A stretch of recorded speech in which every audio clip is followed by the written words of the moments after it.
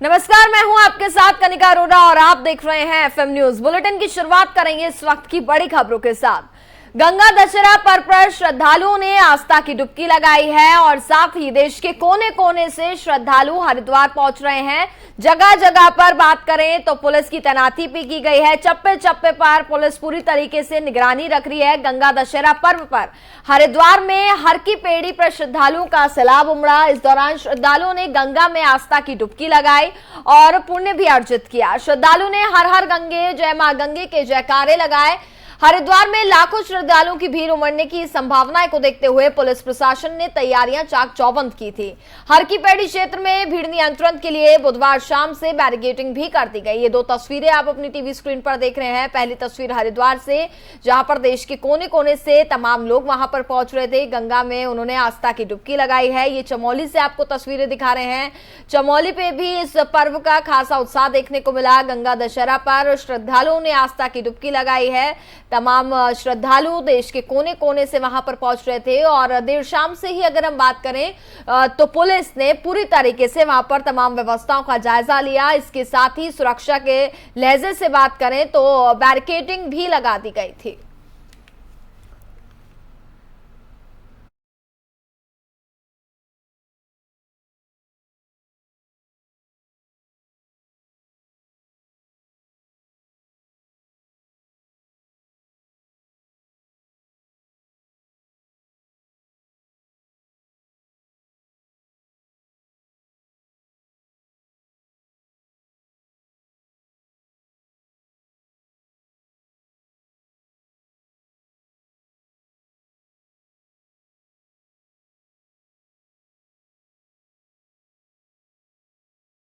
मुख्यमंत्री पुष्कर सिंह धामी आज हरिद्वार दौरे पर रहे, जहां उन्होंने कनखल के जगत गुरु आश्रम पहुंच करके शंकराचार्य स्वामी राजरेश्वराम से मुलाकात कर आशीर्वाद लिया। उपचुनाव में जीत के बाद मुख्यमंत्री पहली बार हरिद्वार पहुंचे थे।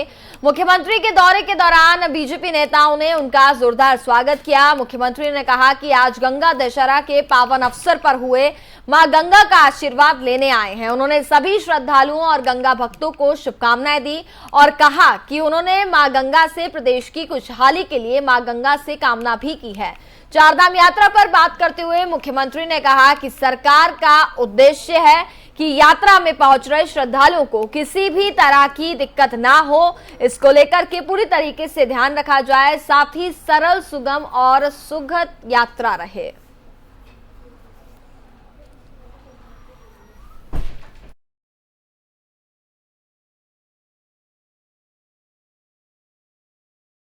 मैं स्वयं आज आया हूँ माँ गंगा का आशीर्वाद लेने के लिए। मैं इस गंगा दशहरा पर्व के अवसर पर मैं सभी श्रद्धालुओं को, सभी माँ गंगा भक्तों को, सबको अपनी तरफ से बहुत शुभकामनाएं देता हूँ कि उनके जीवन में हर प्रकार से माँ गंगा की कृपा हो। माँ गंगा उनको हर प्रकार से सुखी रखे, समृद्ध रखे और सभी विघ्न बाधाएँ दूर करें। हमारा प्रदेश भी आगे जाए और हमारे प्रदेश का जो हम लोगों ने संकल्प लिया है, विकल्प रहित संकल्प, उसके आधार पर हम सब लोग आगे बढ़ें। चारधाम यात्रियों के लिए सरकार संवेदनशील है। क्या गर्मी बहुत पड़ रही, क्या अपील करेंगे श्रद्धालुओं से इस समय, हीट स्ट्रोक वगैरह? हमारा एकमात्र उद्देश्य है कि इस समय जितने भी श्रद्धालु आ रहे हैं उनको कम से कम परेशानी हो और उनकी यात्रा सरल हो, सुगम हो और सुरक्षित हो। गंगा दशहरा के मौके पर श्रद्धालुओं को का भारी हुजूम हरिद्वार गंगा दर्शन करने के लिए पहुंचा, जिसमें पुलिस ने कुशल प्रबंधन करते हुए गंगा दशहरा में सभी लोगों को सुरक्षित तरीके से गंगा स्नान कराने में महत्वपूर्ण भूमिका निभाई है। वहीं आगामी कांवड़ यात्रा को देखते हुए डीजीपी अशोक कुमार ने कहा कि दिल्ली, उत्तर प्रदेश, हरियाणा पुलिस के आला अधिकारियों के साथ उत्तराखंड पुलिस की ओर से एक कोऑर्डिनेशन बैठक की जाएगी। कोऑर्डिनेशन बैठक के बाद बताया जा रहा है कि आगामी कांवड़ यात्रा को लेकर के उत्तराखंड पुलिस अपना रोड मैप भी साझा करेगी, ताकि कांवड़ यात्रा के दौरान किसी भी यात्री और स्थानीय लोगों को परेशानी का सामना ना करना पड़े। उसके लिए सभी राज्य आपस में समन्वय बनाकर कांवड़ यात्रा को सफल बनाने की कोशिश करेंगे। देखिए, इस बार 2 साल बाद जो है हरिद्वार में पूरे स्नान हो रहे हैं। इवन कुंभ में भी आपको पता है कि फुल स्नान नहीं हो पाए थे क्योंकि कोरोना के रेस्ट्रिक्शंस थे। तो अभी कोरोना मुक्त स्नान कह सकते हैं इनको। सोमवती अमावस पे आपने देखा कितनी भीड़ आई, सारे रिकॉर्ड टूटे इस बार, तो 40 लाख के करीब भीड़ आई। और आज भी हम मान के चल रहे हैं 25-30 लाख की भीड़ है। हरिद्वार में सुबह से स्नान हो चुका है, एग्जैक्ट फिगर्स तो शाम को आएंगे। आप सामने देख ही रहे हैं, ट्रैफिक का जो था वो पूरा जो है अरेंजमेंट चल रहे हैं। बाकी यही कह सकते हैं इस ट्रेंड को देखते हुए, इस तरह चारधाम यात्रा वो भी आप देख रहे हैं रेस्ट्रिक्शंस के बावजूद पिछले वर्षों से 1.5 गुना चल रही है। जो मतलब हमने लिमिट लगाई है, अपर लिमिट, उसके बावजूद भी अभी तक का जो ट्रेंड है उसके हिसाब से विगत जो पुराने पीक थे उससे 1.5 गुना पे चले। तो कांवड़ यात्रा हमारे लिए एक नया चैलेंज होगा इस साल, क्योंकि उसको भी उसमें भी फिर नंबर्स ऐसे ही होंगे मतलब। तो उसकी तैयारी हम शुरू करेंगे अभी जस्ट विधानसभा सत्र। देखिए, हेमकुंड साहिब यात्रा के दौरान यात्रा मार्ग में फंसे 4 श्रद्धालुओं को एसडीआरएफ उत्तराखंड पुलिस ने देर रात रेस्क्यू ऑपरेशन चलाकर के बाहर निकाला। एसडीआरएफ टीम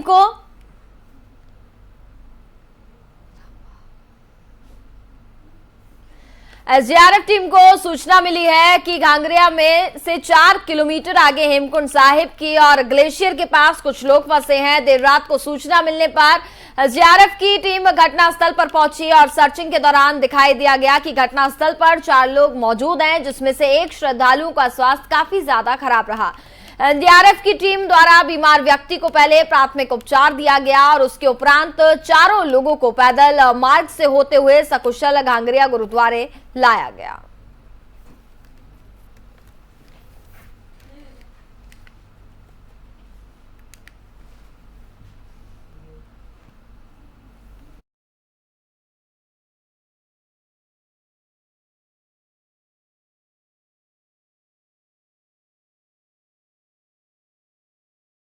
खबरों में आगे बढ़ते हैं। प्रदेश के 12 जिलों में त्रिस्तरीय पंचायतों के खाली पड़े पदों पर चुनाव के लिए राज्य निर्वाचन आयोग ने अधिसूचना जारी कर दी है। संबंधित क्षेत्रों में आचार संहिता लागू हो गई है, जो नतीजे आने तक जारी रहेगी। सभी खाली पदों के लिए 27 जून को चुनाव होंगे।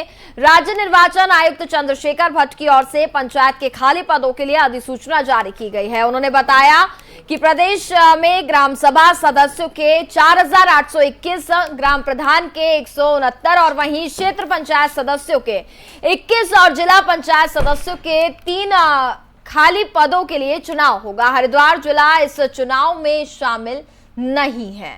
तो फिलहाल 29 को चुनाव के नतीजे बताया जा रहा है कि आएंगे। उत्तराखंड में 27 जून को पंचायत चुनाव होगा। और हमारे साथ ज्यादा बातचीत करेंगे हमारे संवाददाता अजय पांडे। अजय, बात करें तो पंचायत चुनाव को लेकर के क्या कुछ तैयारियां हैं जो की जा रही हैं? आपसे सबसे पहले यही जानना चाहेंगे चूंकि 29 जून को चुनाव होने हैं। देखिए, उत्तराखंड में चूंकि 2019 में पंचायत चुनाव हुए थे और स्तरीय पंचायत चुनाव में करीब 5000 पद जो है अभी रिक्त हैं और इन पदों पर एक बार फिर से चुनाव की प्रक्रिया शुरू हो गई है। निर्वाचन आयोग ने अपने स्तर से अधिसूचना जारी कर दी है और 27 जून को इन सभी रिक्त पदों के लिए चुनाव किए जाने हैं। क्योंकि हरिद्वार जिले का जो चुनाव है वो उत्तर प्रदेश के समय से ही अन्य 12 जिलों के से अलग चुनाव होता रहा है। तो ऐसे में हरिद्वार को छोड़ करके उत्तराखंड के सभी 12 जिलों में जितने ये पद खाली हैं, इन सभी पदों के लिए 27 जून को चुनाव होगा और इसके लिए बकायदा अधिसूचना जारी कर दी गई है। टोटल जो पद हैं ये 5003 पद खाली हैं और अब इसके लिए जैसे ही अधिसूचना जारी हो गई है तो जाहिर है कि उस क्षेत्र के जितने भी चाहे पंचायत सदस्य हों, ग्राम पंचायत सदस्य हों, ग्राम प्रधान हों, क्षेत्र पंचायत सदस्य हों और जिला पंचायत सदस्य हों, इनके पदों पर चुनाव होने हैं। क्योंकि उत्तराखंड में 66,344 पद हैं और इन पदों में 2019 को चुनाव हुए थे, लेकिन कई पद जो है विभिन्न कारणों से रिक्त हो गए थे, जिसमें प्रदेश सरकार की ओर से कई नियम लागू किए गए थे और उन नियमों का चूंकि उस समय वर्तमान समय में जितने उम्मीदवार थे वो पालन नहीं कर पा रहे थे, तो ऐसे में वो जो पद थे वो रिक्त हो गए थे। क्योंकि ये तय किया गया था उत्तराखंड सरकार ने कि जो लोग त्रिस्तरीय पंचायत चुनाव लड़ेंगे, अगर उनके 3 बच्चे हैं तो वो चुनाव नहीं लड़ सकते। इसके साथ साथ कई क्षेत्रों में साक्षरता के लिए भी मानक तय किए गए थे कि अगर हाई स्कूल पास नहीं है तो वो चुनाव नहीं लड़ सकते। तो ऐसे में तमाम ऐसे क्षेत्र रहे, तमाम ऐसे ग्राम सभाएं रही हैं जहां पर चुनाव नहीं हो पाए थे। उसके लिए अब नए सिरे से एक प्रक्रिया फिर से शुरू की गई है, और चूंकि कोरोना काल के दौरान पहले चुनाव नहीं हो पाए थे बीच में, अब प्रक्रिया शुरू हुई है। बिल्कुल, तो ठीक है। बाकी के 5003 पदों के लिए अब अधिसूचना जारी हो गई है और 27 जून को इसके लिए चुनाव शुरू होंगे। जी ठीक है अजय जी, बहुत बहुत शुक्रिया तमाम जानकारी के लिए।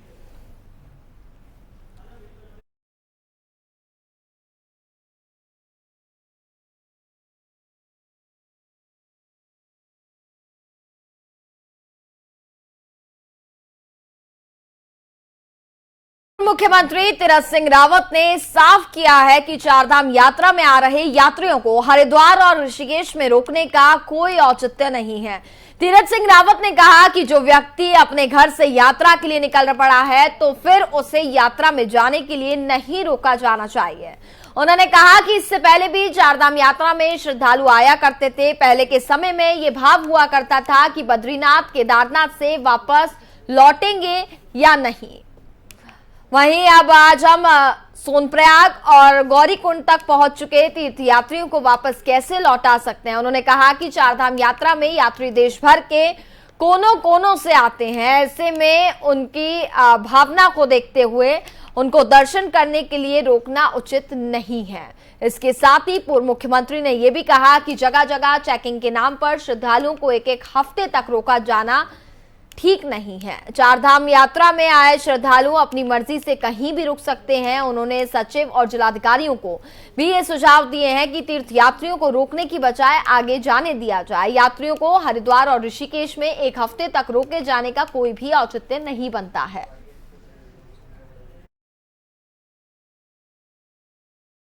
चारधाम यात्रा पीक पे चल रही है। देखिए, चारधाम यात्रा बहुत तेजी से बढ़ रही है। जनता पूरी तरह टूट पड़ी है और थोड़ा सा इतना ज़रूर है कि कुछ चीज़ें मैं अभी जब भ्रमण करके भी आया, मैंने डीएमएसपी अधिकारियों की भी समीक्षा बैठक लिया, तो रुद्रप्रयाग है, चमोली है, अन्य जगह है, और जब दिखा तो यात्रा अच्छी हो रही है और पूरा देश का जनमानस यात्रा में आ रहा है। लेकिन व्यवस्थाएं सरकार ने अच्छी की है, सब किया। पहले ही जगह जगह हॉस्पिटल, स्वास्थ्य केंद्र भी खोले हैं, पानी का वो भी दिया, नल भी दिया, सब कुछ दिया। लेकिन जो शुरू का दौर रहा कि ऋषिकेश में, हरिद्वार में हफ्ते भर रोक देना, उनको तो वो कहाँ जाएंगे, या तो वापस या तो फिर इतना घूमने का स्थान। तो मैंने सुझाव दिया था, सेक्रेटरियों को भी कहा मैंने सरकार कि इनको जाने दें, रोके मत। हरिद्वार ऋषिकेश में हफ्ता भर रोकने का कोई औचित्य नहीं बनता है। जो घर से निकल पड़ा यात्रा के लिए, निकलने दो। पहले भी लोग आते थे, पहले तो ये होता था कि बद्रीनाथ केदारनाथ जाना, यानी लौटेगा नहीं लौटेगा, ये भाव था। तो आज हम कैसे कहते हैं कि वो जब सोनप्रयाग और गौरीकुंड तक पहुंच गया तो सब 60 वर्ष इसको वापस लौटा था। अरे वो आया देश के किसी और कोने से, तो क्यों, ये नहीं होना चाहिए। उसको जाने दो ना, उसकी भावना है, और ये जो कुछ होना वो तो भगवान के हाथ में है। वो तो दर्शन करने आया, तो एक तो ये नहीं रुकना चाहिए। ये जगह जगह जो चेकिंग और इस तरह का, तो एक जगह ऋषिकेश हरिद्वार हो गया तो आगे बढ़ने दो, और जगह जगह रुकें। आज कोई श्रीनगर रुके, गौचर हुए, कटप्रयाग हुए, तो जब उसको छोड़ेगा वो अपने हिसाब से रुकेगा। आप क्यों रोक रहे हैं, ये मैंने कहा, ये सुझाव दिया सेक्रेटरी का। तो उस दिन से थोड़ा सा उन्होंने फिर आगे यात्रा बढ़ाई, रोकने का काम कम किया। तो ये मेरा सुझाव था, ये मैंने किया है, कहा भी।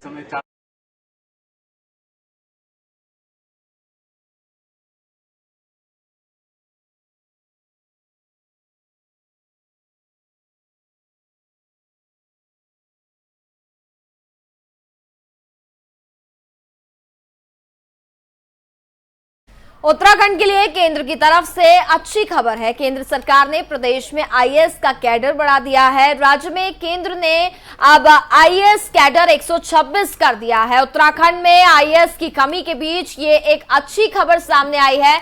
केंद्र सरकार ने उत्तराखंड में आईएएस कैडर को बढ़ाने की मंजूरी दी है। राज्य में अब तक 120 आईपीएस का कैडर था, इसे बढ़ाकर के अब 126 कर दिया गया है। आपको बता दें कि वर्तमान में 126 आईएएस अफसरों की जगह 59 आईएएस ही तैनात हैं। हालांकि राज्य सरकार की तरफ से केंद्र को 139 आईएएस कैडर किए जाने की मांग की गई थी, लेकिन केंद्र ने इसे मंजूरी ना देते हुए 6 आईएएस बढ़ाने की मंजूरी दे दी है।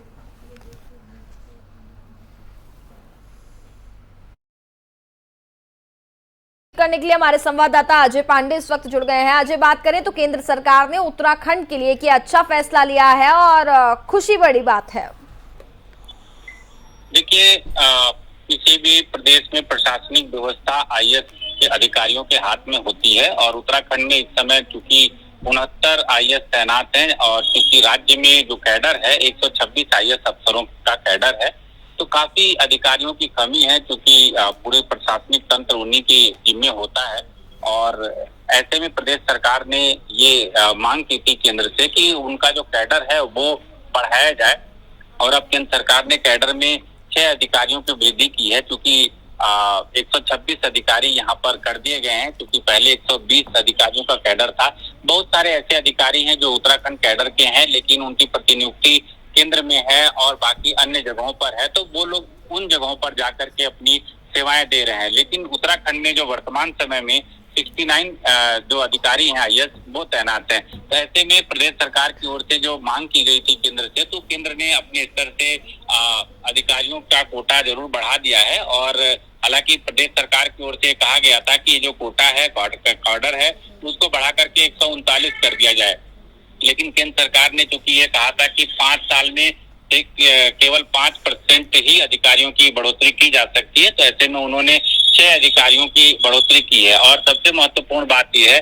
कि वर्तमान समय में कई ऐसे पीसीएस अधिकारी हैं जिनको पदोन्नत करके आईएएस बनना है और ऐसे में प्रदेश सरकार के लिए बड़ी राहत वाली बात है कि उनको आप पदोन्नत करके उनको आईएएस की श्रेणी में लाया जाएगा और वो फिर उसके बाद आईएएस बन करके। ठीक है अजय जी, बहुत बहुत शुक्रिया आपका तमाम जानकारी के लिए।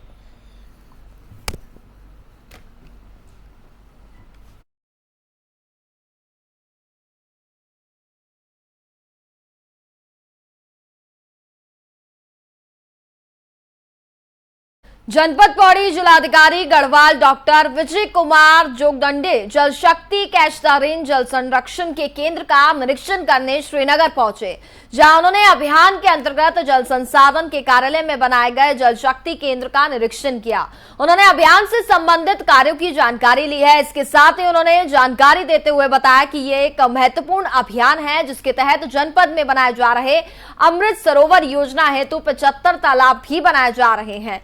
जनपद के जल संवर्धन निकाय पानी के स्रोतों की मैपिंग भी की जा रही है, जिसके साथ ही जिला जल संवर्धन प्लान बनाने के लिए सिंचाई विभाग के सामान्य से कार्यवाही भी की जा रही है। सभी जल स्रोतों की मैपिंग के बाद जिला जल संवर्धन प्लान बनाया जाएगा और साथ ही ये भी कहा गया कि विभिन्न विभागों के सहयोग से वृक्षारोपण, खाल खंतियों का निर्माण, इसके साथ ही जल संरक्षण के क्षेत्र में जन जागरूकता कार्यक्रम भी किए जाएंगे।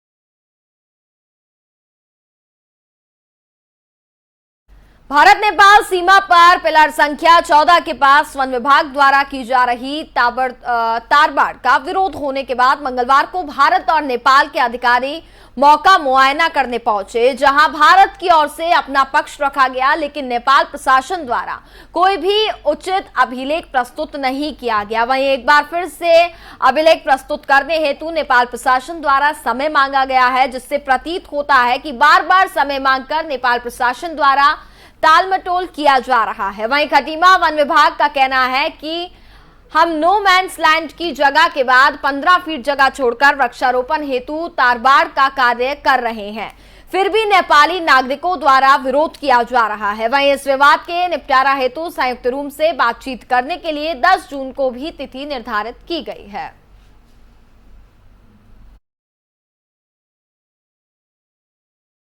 प्रशासन उसमें ऑब्जेक्शन नहीं करता है, उसमें जो हमारे वन विभाग द्वारा अपने ही भारत की सीमा पर ही अपनी टेरिटरी पर ही प्लांटेशन का काम किया और 4 खाल भी वो खोले जा रहे हैं।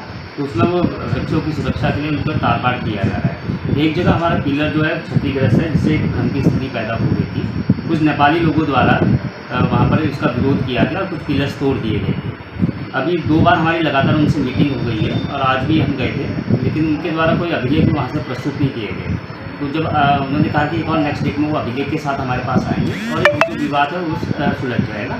फिलहाल हमने जो जहाँ पर कोई भी डिस्प्यूट नहीं है वहाँ पर हमने तार-बाड़ कर रहे हैं और वृक्षारोपण और 4 खाल की भी हमारी प्रक्रिया शुरू हो गई है। तो दोनों हम मित्र राष्ट्र हैं, तो हमारे संबंध मधुर होने चाहिए। तो हमने वहाँ के पुलिस फोर्स और उनके प्रशासन को यह निर्देश दे दिए हैं और कह दिया है, उनसे रिक्वेस्ट भी की है कि भाई आप ऐसी घटनाएं जो होती हैं उनसे सख्ती से निपटा जाए, क्योंकि असामाजिक तत्व जो नेपाल की साइड से उनके द्वारा ये कार्य किया जा रहा है। प्रशासन इससे सहमत है और उनकी जो पुलिस फोर्स है, जो वहाँ की पुलिस फोर्स है, उनके द्वारा भी सहमति व्यक्त की है। जो भी हम कार्य कर रहे हैं वन विभाग द्वारा हमारे भारतीय क्षेत्र में नो मैंस लैंड से 15 फीट हटकर हमें।